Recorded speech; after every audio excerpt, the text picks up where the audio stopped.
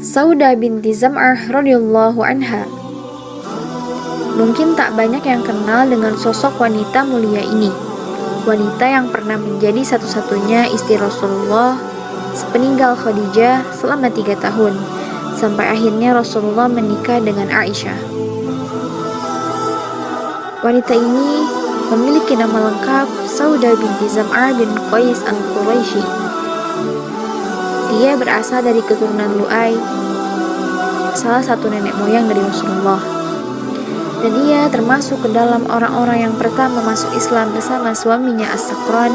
Kemudian keduanya pergi berhijrah ke Habasyah dan meninggal suaminya di sana. Kisah pernikahannya dengan Rasulullah SAW.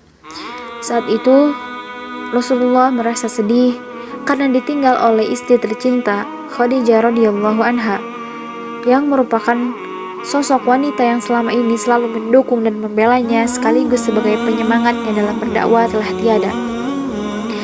Dan disusul oleh wafat pamannya tercinta Abu Thalib, yang kemudian disebutlah tahun itu sebagai Ammul Huzni atau tahun duka cita. Khawlah binti Hakim yang merupakan istri dari Utsman bin Maz'un melihat keadaan Rasulullah saat itu, ia berniat menikahkannya dan ia menanyakan kepada Rasulullah, "Wahai Rasulullah, apakah engkau berkenan untuk menikah lagi?" Kemudian beliau bertanya, "Dengan siapa?" Dan Khawlah menjawab, "Jika engkau menginginkannya, ada seorang gadis dan ada seorang janda. Gadis itu merupakan putri dari manusia yang paling kau cintai, Aisyah binti Abu Bakar. Sedangkan janda itu adalah Saudah binti Zam'ah, dan dia telah beriman kepadamu dan dia setia mengikuti ajaran yang engkau ajarkan pada umat ini." Kemudian menikahlah Rasulullah SAW dengan Saudah binti Zam'ah pada bulan Ramadan tahun ke-10 Hijriah. Turunnya ayat Al-Quran yang berkenaan dengan peristiwa Saudah. Al-Quran Surat Al-Ahzab ayat 59, yang surat ini merupakan perintah untuk berhijab bagi para wanita. Turun berkenaan dengan peristiwa Saudah ketika ia hendak pergi keluar rumah di malam hari untuk menunaikan hajatnya. Kemudian Quran Surat An-Nisa ayat 128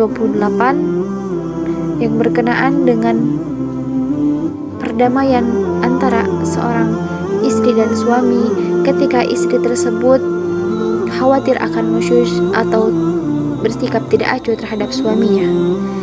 Ayat ini turun berkenaan ketika Saudah enggan untuk diceraikan oleh Rasulullah pada saat ia menginjak usia tua karena ia ingin bersama istri-istri Rasulullah di surga kelak. Ada beberapa karakteristik mulia dari seorang Saudah.